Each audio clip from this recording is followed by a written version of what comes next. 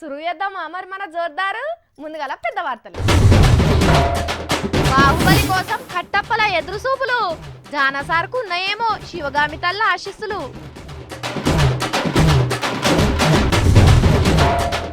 Car పార్టీకి ప్రచారం చేస్తామని ప్రతిపక్షాల ప్రమాణం. ఈ భగవద్గీత మీద మేము ప్రమాణం చేసి చెప్తా ఉన్నాము. సర్కార్ దవాఖాన్ల కలెక్టర్ బిడ్డ కాన్పు, ఎల్లయ్య మల్లయ్య బిడ్డల మీద కూడా ఉండాలి ఇటువంటి పెద్ద చూపు. సంప్రదాయం సత్యకాలం మాటట, ఆడుతున్నారట సరసాల సయ్యాట.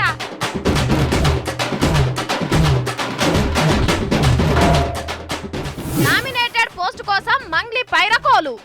తెలంగాణలో రాకుంటే ఏపీ గోటాలో కూడా పైరవి పట్టినా. అరే ఇదేం సర్కార్ రాబాయ్, కొత్త రాష్ట్రంలో కలెక్టర్ అసంటోళ్ళే సర్కార్ దవాఖానకు పోయే పరిస్థితి ఉన్నదంటే ఎంత బీద రాష్ట్రం ఇది. ఇక సామాన్యుడు ఎటు పోవాలి? తెలంగాణ తెచ్చుకున్నది గిందుకేనా? కమాన్ చెప్పండి కమాన్.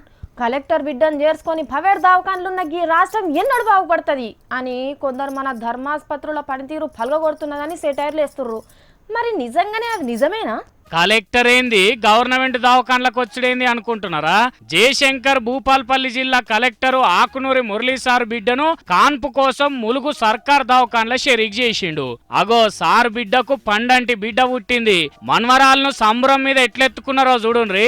లెక్కకైతే కలెక్టర్ సార్ లెవెల్ కు ఏ కార్పొరేట్ దవాఖాన్లను షరీక్ చేయించాలి, కానీ సర్కారు దవాఖాన్ల ఇలువ పెంచేదందుకు ఇగో ఈ పని చేసిండు సారు. కరెక్టే. మరి పెద్ద పెద్దోళ్ళంతా పెద్ద దవాఖాన్లలో పోతుండే వరకు సర్కార్ దవాఖాన్లలో చక్కదనం లేదనుకొని పేదోళ్ళు కూడా అదే బాట పట్టి అప్పుల పాలవుతున్నారు.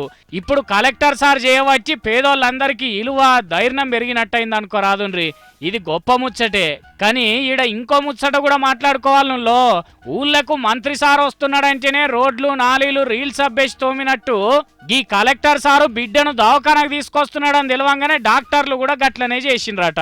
జిల్లా వైద్య శాఖ మొత్తం ఈయనే డ్యూటీ చేసింది అనుకోరాదుండ్రి. జర్ర అటిట్ అయ్యే వరకు 6 డాక్టర్లు ఆన్నే ఉండి ఆపరేషన్ చేసి తల్లికి బిడ్డకు తన్లాట లేకుండా కాన్పు చేసిండ్రు. సర్కార్ దవాఖాన్లలోనే కాన్పులు జరిగేటట్టు చూడాలన్న ప్రభుత్వం ఆలోచనల కలెక్టర్ సార్ కూడా కలిసిండు అన్నట్టు. కానీ ఈ కలెక్టర్ సారే కాదు, కామన్ మ్యాన్ కాన్పు కోసం పోతే కూడా ఈ ములుగు డాక్టర్లు ఇట్లనే చేస్తారో చెయ్యాలి. ఒక్క ములుగైంది రాష్ట్రంలో ఉన్న అన్ని సర్కారు దవాఖాన్లల్లో గిట్లనే అరుచుకోవాలి. నొప్పులతోని దవాఖానకు వచ్చిన ఎల్లయ్య మల్లయ్య బిడ్డను కూడా 7 కలెక్టర్ బిడ్డ వస్తుందన్నట్టు ఎదుర్కొని షరీక్ చేయించుకోవాలి. బాగా ఈ బయటికి పోయేదాకా అవ్వగారింటికి వచ్చిన కన్న బిడ్డ తీరు డాక్టర్లు అరుచుకోవాలి. గప్పుడు కలెక్టర్ సార్ చేసిన ప్రయత్నం ఫలితాలను ఇస్తుంది. పట్నాల పొంచి ఉన్న ప్రైవేట్ దవాఖాన్లన్నీ దివాలా తీసి మూసేసుకుంటారు. లేకపోతే ఇటువంటి వార్తలు ఎన్ని వేసుకున్నా గానీ ఎప్పటి షిప్ ఎనుగులనే అన్నట్టు ఉంటది. డాక్టర్ సార్లు ఇక మీదే బాధ్యత చూడుండ్రి మరి.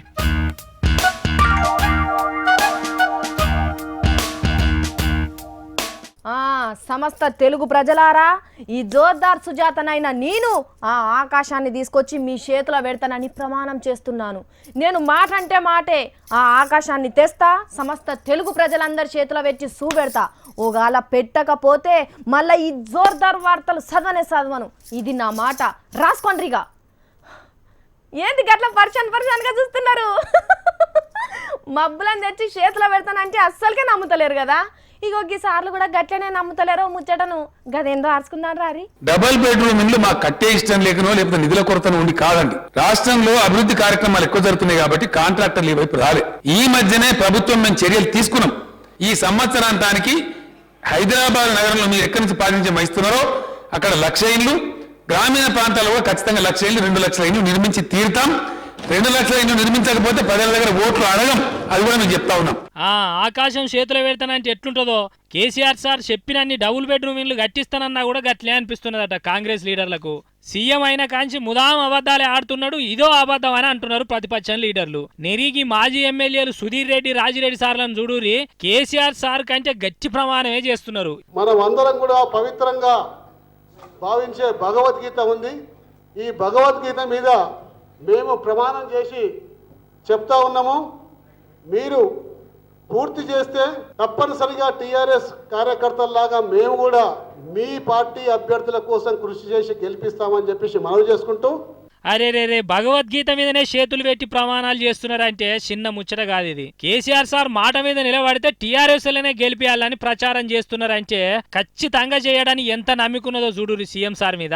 ఇక సోషల్ మీడియాలో కూడా గవ్వే అబద్ధాల జాతర నడుస్తున్నది. ఇది ఇట్లున్నదా? గా గొల్లన్నకు గొర్రెలిచ్చే ముచ్చట కూడా ఎంత గట్టిగా చెప్పిండు అసెంబ్లీలో సీఎం సారు. సెంటర్ వాళ్ళు కూడా కొన్ని పైసలు ఇస్తున్నారని కిషన్ రెడ్డి సార్ చెప్తే ఏ కనా పైసా కూడా లేదని గట్టిగా చెప్పిండు. ఇది మొత్తం కేంద్రం స్కీము. ప్రధానమంత్రి గారు ఒక గొర్రె ఒక దొంగడి అన్నారు మీరు.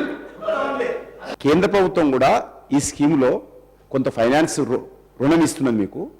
ఇది కేంద్ర ప్రభుత్వానికి కూడా కొద్దిగా డబ్బు ఇస్తున్నదని చెప్తే కొంపై మునిగిందని తప్ప నేను మొత్తం కేంద్ర ప్రభుత్వ స్కీమ్ అనలేదు. మీరు రికార్డు చూడండి. ఇందులో ఒక ఏకాన కూడా కేంద్ర ప్రభుత్వం లేదండి. ఏకాన కూడా. ఇగో ఇది కూడా పెద్ద అబద్ధమేనట.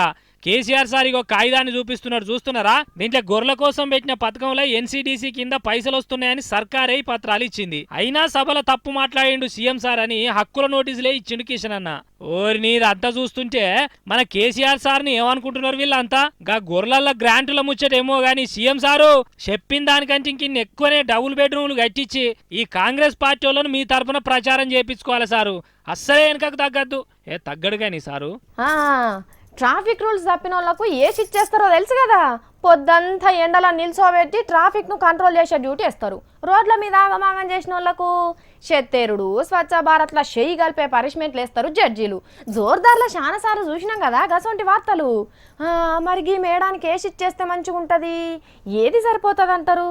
అయ్యో, అసలు ఆ మేడం ఎవరో చెప్పలేదు కదా.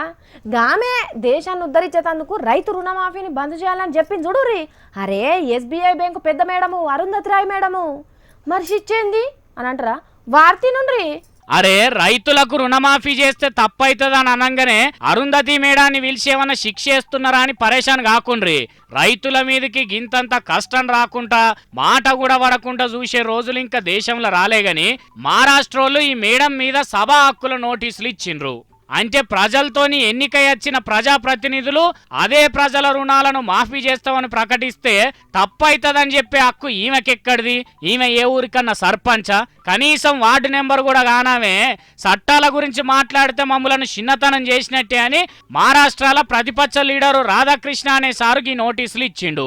మరి దానికి ఆమె ఏం చెప్తుందో గాని దానికి శిక్ష చేయాల్సి వస్తే మాత్రం మేము చెప్పేటి పరిశీలించుండ్రి సారు. బ్యాంకుకు పెద్ద మేడం కాబట్టి చదువు కూడా పెద్దది కాబట్టి ఒక నెల రోజులు డ్యూటీకి సెలవిచ్చి ఓ మారుమూల ఊరుకు తీసుకుపోయి వరిసేన్ల నడిమేసిన గుడిసెల కూసబెట్టి రైతుల గురించి పొద్దు మాపు పాఠాలు చెప్పుండ్రి సారు. అవ్వా అరుంధతి భట్టాచారి అవ్వా, నువ్వు అద్దాల మేడల్లో కూర్చొని డైనింగ్ టేబుల్ మీద ఏరుకొని తినే బువ్వను బుడదల వండే గీ రైతే వండించిండవ్వా అని గట్టిగా చెప్పాలి సారు. మీ అయ్యవ్వ బతికింది, రేపు నీ పిల్లలు బతికేది గడ్డి తిని కాదవ్వా, గీ రైతు వండించే పంట తినే అరుంధతవ్వా అని గట్టిగానే చెప్పాలి అన్న.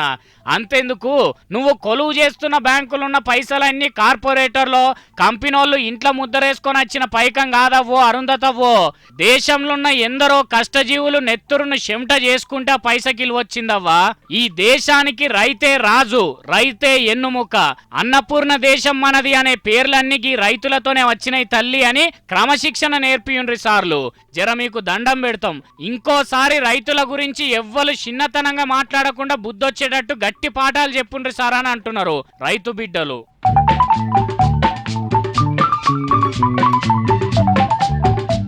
అరే సినిమాలనే కాదు, ఇప్పుడు రాజకీయంలో కూడా బాహుబలి ట్రెండ్ నడుస్తున్నదిలా.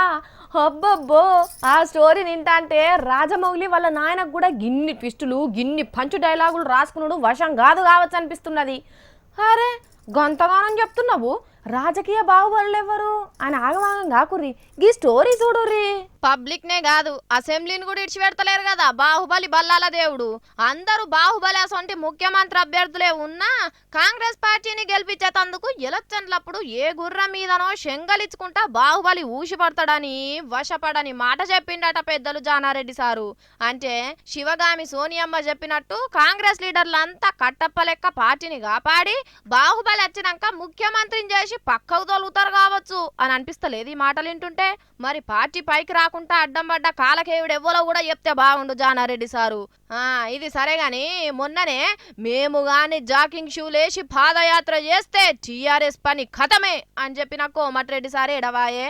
సారు ఏందో బాహుబలులను పట్టుకొస్తున్నారట పార్టీలకు. ఇప్పుడు మొత్తం బాహుబలి ఫీవర్ నడుస్తుంది కదా, మొత్తం ఎక్కడ చూసినా బాహుబలి ఫీవర్ నడుస్తుంది. అందుకనే జానారెడ్డి గారు బాహుబలి గురించి మాట్లాడి ఉంటారు. అందుకనే కాంగ్రెస్ పార్టీలో జానారెడ్డి కావచ్చు బాహుబలి, చాలా మంది బాహుబలి ఉన్నారు. ఎవరు వస్తారో ముందు ముందు తెలుస్తుంది. ఇన్నరా ఇండైరెక్ట్ గా ఏహే ఎవలో ఏంది నేనే బాహుబలిని అన్నట్టు అనిపిస్తలేదు. కానీ ఎట్లున్నది ఇది, పానం పోతా అంటే చెవు పోగులకు ఏడ్చినట్లేదు కాంగ్రెస్ వాళ్ళు ఎవ్వరము. మరి వీళ్లకు బాహుబలి వస్తే గాని బాధలు తీరేటట్టులు ఇవ్వట. మీ సంగతి ఏంది కవితక్క? కాంగ్రెస్ పార్టీ గెలవడానికి బాహుబలులు కట్టప్పలు కావాలనేమో కానీ టీఆర్ఎస్ పార్టీకి తెలంగాణకు కేసీఆర్ ఉన్నారు, వాళ్ళని తీసుకోవడానికి ఇంకెవరు లేరు. కాబట్టి కాంగ్రెస్ పార్టీ ఎప్పుడో వచ్చే బాహుబలి గురించి ఎదురు చూస్తూ ఉంటే మాకు మాత్రం ఎప్పుడు ఉన్న కేసీఆర్ గారి మీదనే భరోసా ఉన్నది. మరి కాకపోతే ఏంది, అన్నిటికీ కేసీఆర్ సార్ ఉన్నాక సినిమాల క్యారెక్టర్లతోటి ఏం అక్కర పడుతుంది కదా. అయ్యా ఖాళీగా ఉన్న కాంగ్రెస్ లీడర్లారా, ఈ తాపకు బాహుబలిని తెచ్చుకోర్రి. ఆయన బలం కూడా సరిపోకపోతే హాలీవుడ్కి వెళ్ళి Batman, Spiderman, Antman, సూపర్ మ్యాన్లని కిరాయికి దొరుకుతారు, వాళ్ళని కూడా తెచ్చుకోర్రి. ఏ మ్యాన్ అయితే ఏంది, మనకైతే సీఎం సీట్ వచ్చింది ముఖ్యము అని అనుకుంటున్నారట కాంగ్రెస్ కార్యకర్తలు. ఆర్థిక సంవత్సరం అంటే ఏంది అని అంటారా? గదేనుల్లా ఏదన్నా పని మీద ఈ నెలల బ్యాంకులకు పోయిన వాళ్ళకు కొద్దిగా ఎరకయ్యే ఉంటుంది. ఖర్చులు రాబడి లెక్కలన్నీ బ్యాంకు వాళ్ళు మార్చి నెలలనే చేసుకుంటారు. అరటి దుకాణాలు కూడా మార్చి లెక్కలని జరుగుతుంటాయి. గట్లనే సర్కారు కూడా బడ్జెట్ లెక్కలు మార్చిలే వేసుకుంటారు. మార్చికెళ్ళి మార్చికి లెక్క అన్నట్టు. గదాన్నే ఆర్థిక సంవత్సరం అంటారు. ఇప్పుడు గింత ఎకనామిక్స్ పాఠాలు ఎందుకు చెప్తున్నానంటే, ఆర్థిక సంవత్సరాన్ని ఈ కాడ నుంచి మార్చికెళ్ళి కాకుండా జనవరి కాడ నుంచే సురువు చేసే ఉపాయం చేస్తున్నారు సెంటర్ వాళ్ళు. గదేనుల్లా కొత్త సంవత్సరం తోటే కొత్త ఆర్థిక సంవత్సరం వచ్చేటట్టు చేస్తారన్నట్టు. బ్రిటిష్ వాళ్ళ కాలంలో పెట్టిన రూలు ఇదివరదాకా వట్టుడేంది అని మొన్న పార్లమెంట్ లో నెల ముందుగానే ప్రవేశపెట్టారు కదా బడ్జెట్. కాలం తప్పించే వరకు లెక్కలన్నీ తప్పినాయి. కాకపోతే జనవరి కాడ నుంచే కొత్త ఆర్థిక సంవత్సరం పెట్టుకోరు అని పార్లమెంట్ ఇలువను పెంచే స్థాయి సంఘపోలు సలహా ఇచ్చిరట. గంత మంచిగా కొత్త రూలు పెట్టే అవకాశం వస్తే మోడీ సార్ ఊరుకుంటాడా? మోడీ ముద్దరేసి కొత్త నోట్ల తీరు కొత్త ఆర్థిక సంవత్సరం తయారు చేసుడు ఖాయమే అనుకుంటున్నారు కొంతమంది. కరెక్టే, మరి మన దేశం లెక్క మనకు ఉండు మంచిదే. కానీ ఈ జనవరి ఫిబ్రవరి నెలలు పెట్టిన క్యాలెండర్ ఏమన్నా మన దేశందా? అది కూడా ఇంగ్లీష్ దేశం వాళ్ళదేనా? దాంట్లో ఉన్న ప్రతి నెల పేర్ల రోమన్ దేవతలు ఉండేది. అసొంటిది జనవరి ఆర్థిక సంవత్సరం సురువు చేస్తే ఇంగ్లీష్ వాళ్ళ పద్ధతే ఫాలో అవుతున్నట్టు కదా. అది ఓను తెలుగులో ఉగాది కాడ నుంచి ఏడాది సురువు అయినట్లు లెక్క కడతారు. ఇచ్చిపుచ్చుకునుడైనా సంవత్సరాలైనా ఉగాదితోటే మూడి పెడతారు. మళ్ళా దీనికి ప్రకృతిలో కూడా సరిపోని లెక్కున్నది. ఉగాదికి వెళ్లే కాలం కొత్తగా సురువు అవుతుంది. ఎవడో వచ్చిన న్యూ ఇయర్ జనవరి 1 ను మనం ఎందుకు చేసుకోవాలి? ఉగాదితోనే మనం కొత్త సంవత్సరం పండుగ చేసుకోవాలనే దేశభక్తులు కూడా ఉన్నారు. మరి అసలే దేశభక్తికి బ్రాండ్ అంబాసిడర్లు అయిన బీజేపీ సర్కారు ఈ జనవరిని ఎందుకు పట్టుకుంటారో ఏందో తెలియదు. అట్లాని జనవరి పెడితే నష్టం వస్తుంది, ఫిబ్రవరి పెడితే బడ్జెట్ పిరమైపోతుంది అని ఏం లేదు. లెక్క తెచ్చేది మార్చికెళ్ళి లెక్క పెడితేంది, సెప్టెంబర్కి వెళ్ళి లెక్క పెడితేంది. ఏడికెళ్ళి ఏడికైనా ఏడాదైనా పెట్టే బడ్జెట్ల దేశం పబ్లిక్ ను బాగు చేసే లెక్కలు ఉండాలి గాని ఊకే కోడిగుడ్డు మీద ఏమున్నదని ఎంకులు అన్నట్టు గీసోంటి ముచ్చట్లు ముంగటేసుకుంటే ఏమొస్తుంది అని అంటున్నారు క్యాలెండర్ ముచ్చట తెలిసిన కొంతమంది.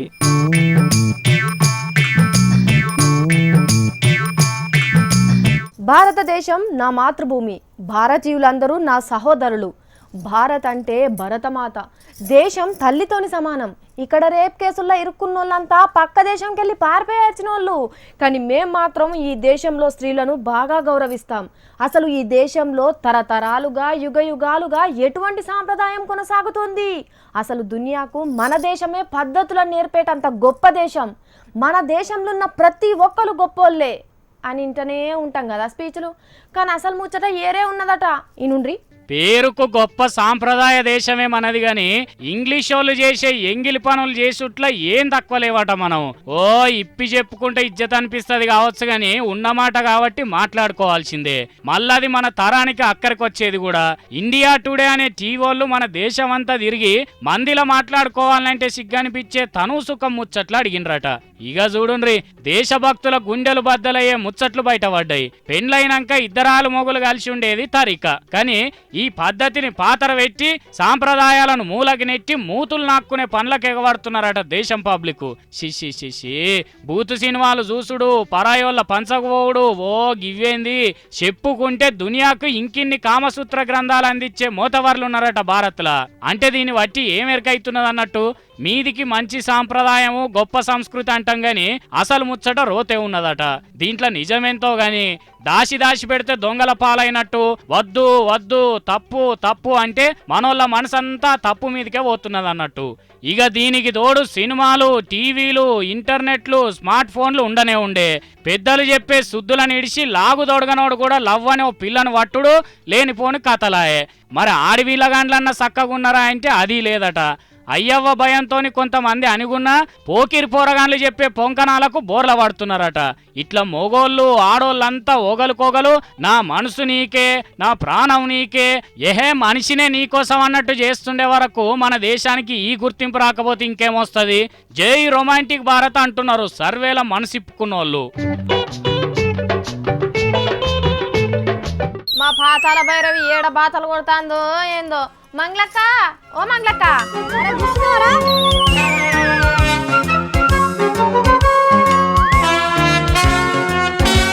ఎక్కడో ఉండే భవనం ఆడరా మిస్ అయినామా? అగో ఎర్ర టెండలో ఎగిరం పోతున్నావు. ఏడికి పోతున్నావే? ప్రగతి భవన్ కే. ఓహో, ఏది మన యాంకర్ ప్రగతక్కించిగా?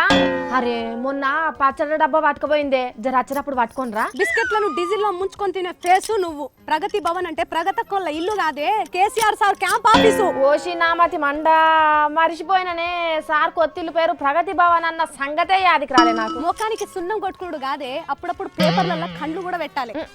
చెప్పినావు గంతి. ఇంకెందిగా పెళ్లికి పోతుంటే పిల్లి ఎదురు వచ్చినట్టు అడ్డం వచ్చి పాడైనావు. ఇంకెందిగా అయిపోయినట్టే నా పని. నీ నెత్తిలో దోమలు గుడ్లు పెట్టగదనే, నేనేమన్నానే ఇప్పుడు? చూసినవారా, శుభమా అని ముహూర్తం చూసుకొని సీఎం సార్ ఇంటికి పోతుంటే ఈమె నల్ల పిల్లి లెక్కనే అడ్డొచ్చింది కళజర్ సిబ్బిదాకలు. పిల్లినో పులినో తర్వాత చెప్తా గానీ సీఎం సార్ తోటి ఏం పని పడ్డదే నీకు ఇప్పుడు? అమ్మో సీక్రెట్ నేనెవరికి చెప్పా, మాకేని కూనియే.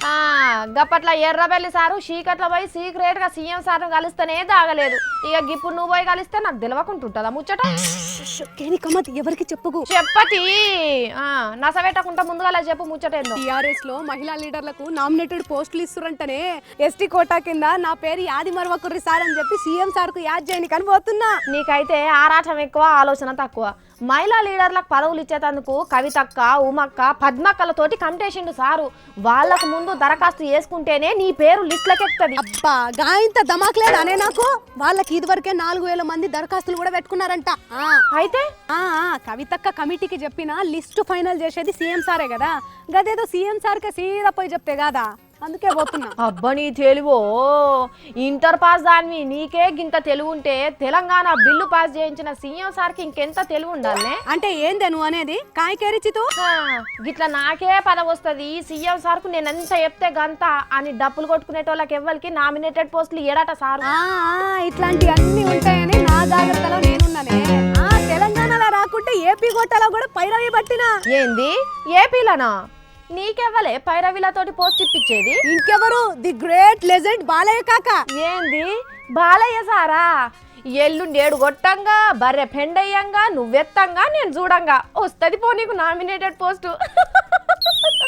ఏంటి నా రేంజ్ ని తక్కువ చేస్తున్నావు? ఇప్పుడే చూపిస్తావు నా రేంజ్ ఏంటిదో. ఇప్పుడే చూపిస్తా. అరే గాలిగా బాలయ్య కాక ఫోన్ కొట్టరా, కొట్టు జల్దీనా. బాలయ్య బాబు గారండి. నమస్కారం అండి బాబు. ఏం చేస్తున్నారండి? మాట్లాడేది చెప్పు ముందు ఏం చేస్తానంటారా గాడిద సార్ ఏం చేసేప్పుడు ఎవడో చెప్పు మాట్లాడటం తిరిగి సెల్ ఫోన్ నీకు. ఏమన్నాడు సారు? ఒక్కసారి బాలబాయ్ ఫోన్ చేయమని అడక్క. మంగళి తమ్ముడిని చెప్పినవారా? అలా చెప్తానండి, తిట్లు ఎక్కువ తిట్టాను నన్ను. తిట్టిండారా? తిట్టు చూడు రత్తు వచ్చేస్తుంది. దీని ముందు నా గాలి మొత్తం తీసేసినావు కదరా, మరి వాళ్ళ సెకాకు నా ఇజ్జత్ పోయింది. నేను చెప్పిన్నా నిప్పుతోటి ఆట లెజెండ్ బాలయ్య సార్ తోటి పరాష్కం మాట ఎంత డేంజరో చెప్పినా. సార్ మూడు మంచిగా లేనట్టుంది, అందుకే లేకుంటే నా రేంజ్ ఏడుదో చూపిస్తుండే నీకు తెలుసా. నాకు చూపించుడు అటెంక గాని ముందుగాల నీ పేస్ అద్దంలో చూసుకో పారి. నువ్వు ఊకో. అంటావు అను బాగా అను. నేను కూడా ఏదో ఒకనాడు ఏ ఎమ్మెల్సీయో ఏదో ఒక సంస్థకి చైర్మన్ గానో అవుతా. అప్పుడు అయిన తర్వాత బుగ్గ కార్లో కూ కూ కూ అని తిరుగుతా.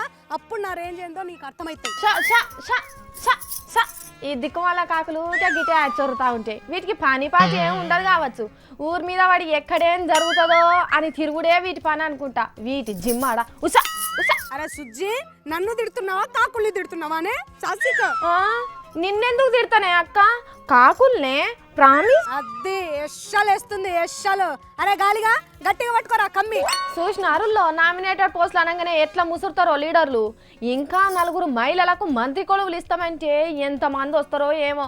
అందుకే కావచ్చు కేసీఆర్ సార్ మహిళా మంత్రుల ముచ్చట్లే ఎత్తుతలేడు కదా. ఇప్పుడు బుడ్డ బుడ్డ పడకలు అంటే చిన్న చిన్న వార్తలు రెడీ. కానీ వరుస పెట్టి చూడుర్రి.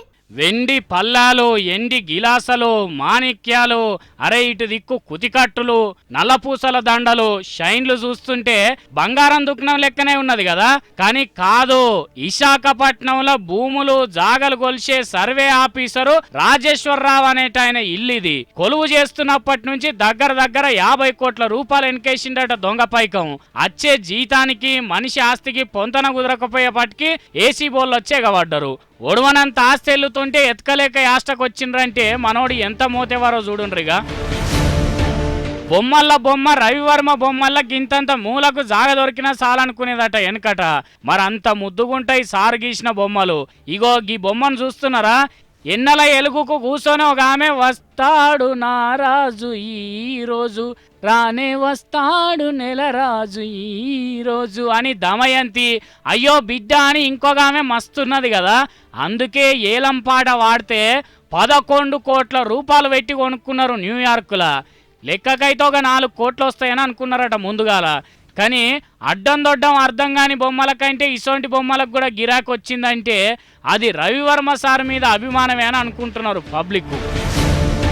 ఇక ఎవ్వరు చెప్పినా ఇంటలేరు అనుకున్నారో ఏందో కానీ ఆఫీసర్లు ఔటర్ రింగ్ రోడ్డు మీద రయ్యమని బండ్లు పట్టుకొని ఉరికేటోళ్లకు కిందికెళ్ళి బగ్గున మంట పెట్టే పని చేసిండ్రు. రోడ్డు సూపర్ ఉన్నది కదా అని ఇన్నొద్దులు లెక్క ఉరికిత్తరా అంటే అంతే స్పీడ్తోని కోర్టుకు పట్టుకపోయి జైల్లో నూకుతారట. బండి మీటరు 100 స్పీడ్ దాటిందంటే తాగినోళ్ళని ఆపి రిమ్మ మీటర్ పెట్టి కొలిసినట్టే రోడ్డు మీద ఉరికేటోళ్ళ స్పీడ్ను కొలిచేదందుకు మీటర్లు కూడా పెట్టిండ్రు. ఇన్నరా బండ్లు తోలే పిలగాన్లు జరంత పైలం మరి.